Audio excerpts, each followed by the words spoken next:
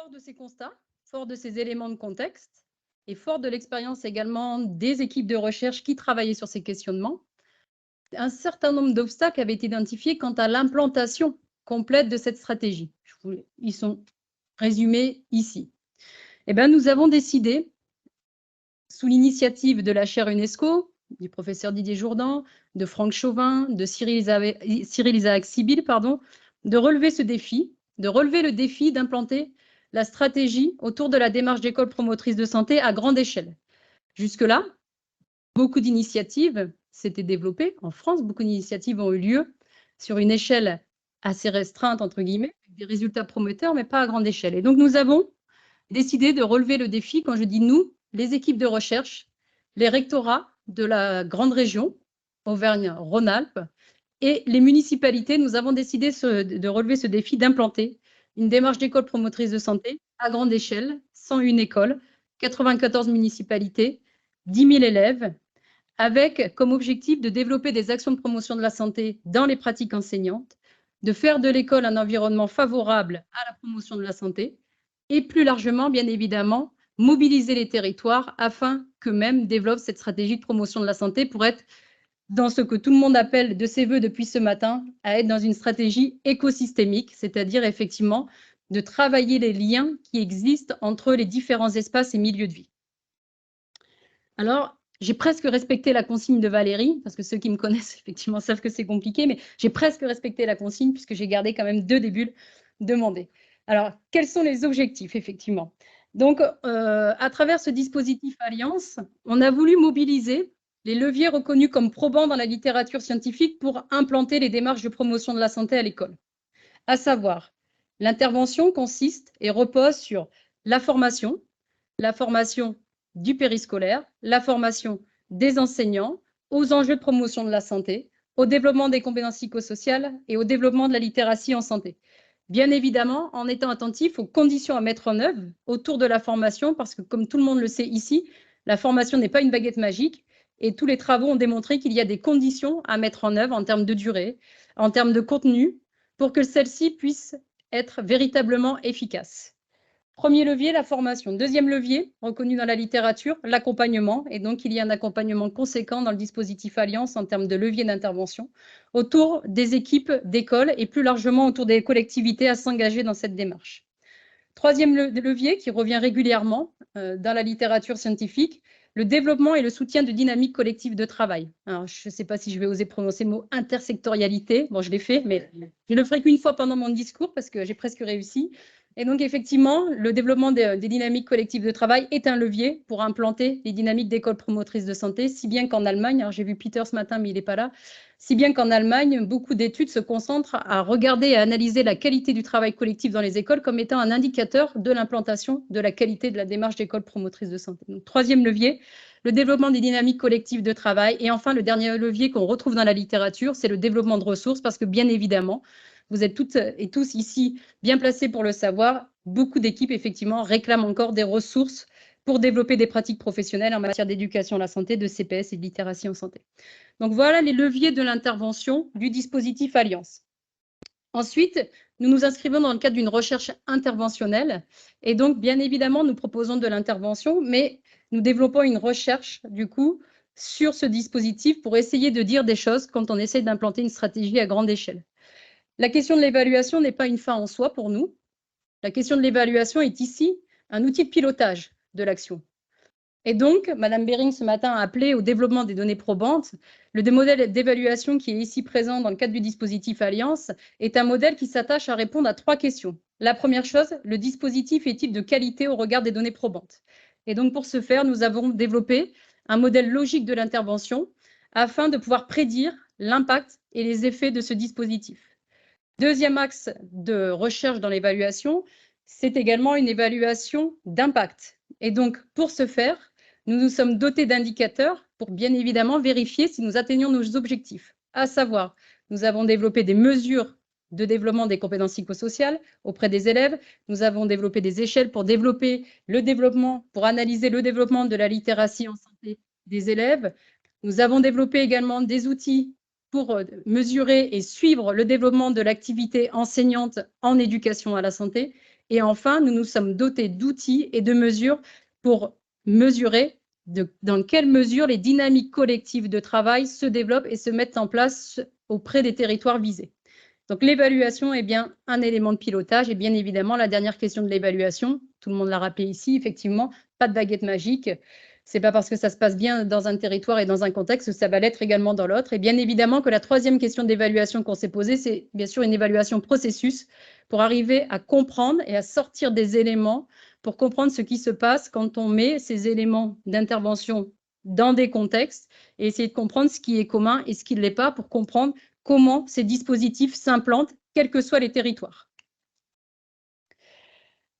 Donc, il nous a été demandé effectivement dans nos interventions de mettre le focus sur deux dimensions, le travail collectif, voilà pour ne pas le redire, et puis la question de la participation.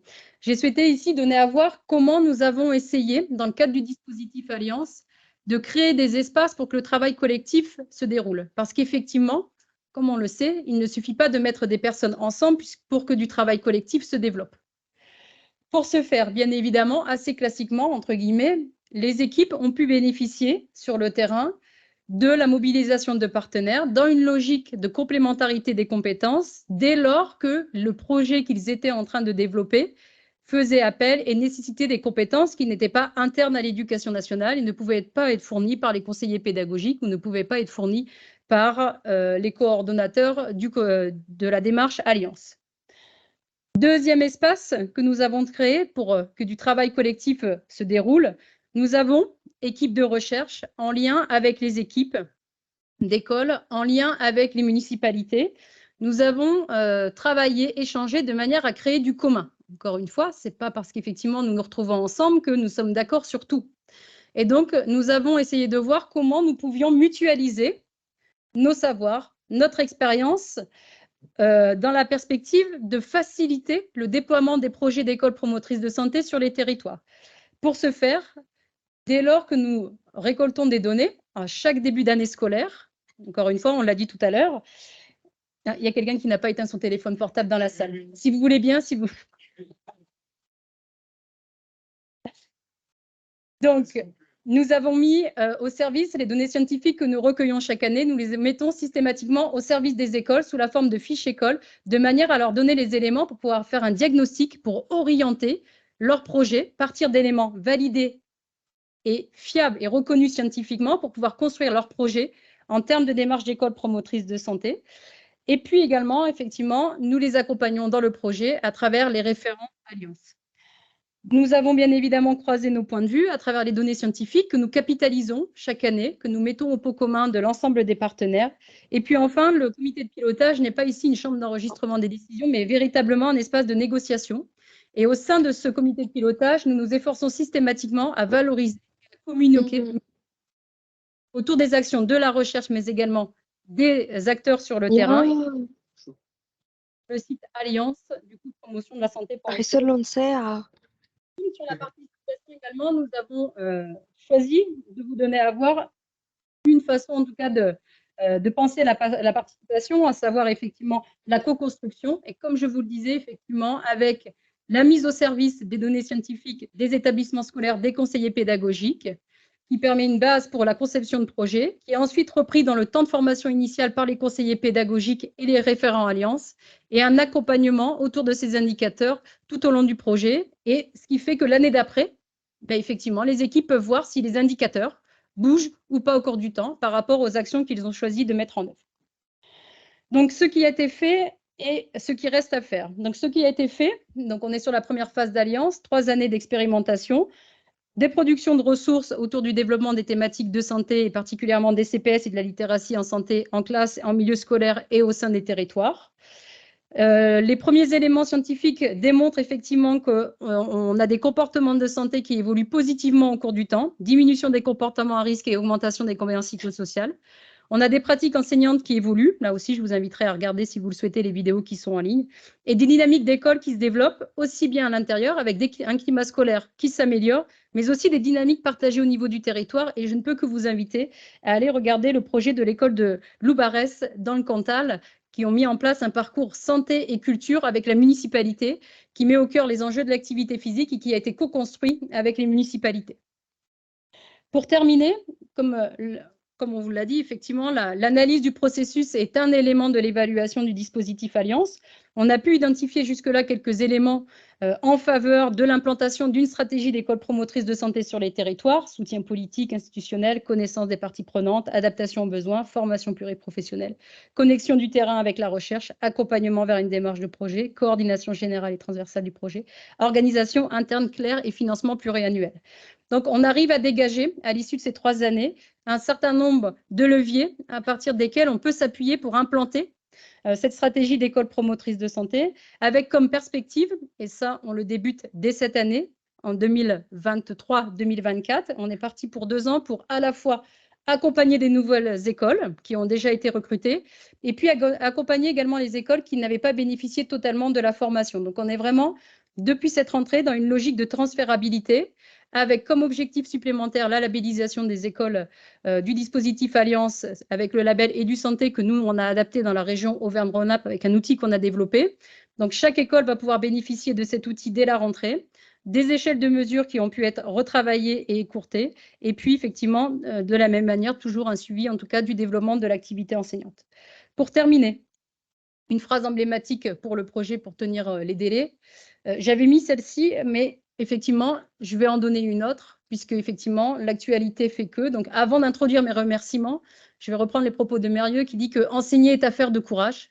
Et donc, effectivement, pour introduire mes remerciements, je tiens à remercier très sincèrement l'ensemble des partenaires qui nous donnent la possibilité, dans le cadre du dispositif Alliance, d'accompagner les écoles et les collectivités pour implanter cette démarche d'école promotrice de santé, dont on voit dans l'actualité ô combien celle-ci est déterminante. Donc, merci à l'ensemble des partenaires nationaux et locaux pour leur soutien. Merci à l'ensemble des équipes de recherche et bien évidemment, un grand merci à ces équipes qui sont au quotidien en face de ces enjeux et de ces problématiques. Un grand merci à eux pour leur engagement et leur mobilisation dans le cadre du dispositif Alliance. Merci. Merci beaucoup, Karine, pour cette présentation. C'était important pour nous de faire place à cette présentation du dispositif Alliance qui marie, comme tu l'as dit, des enjeux à la fois d'intervention et de production de connaissances et qui place le transfert de compétences et de connaissances au cœur de son épistémologie.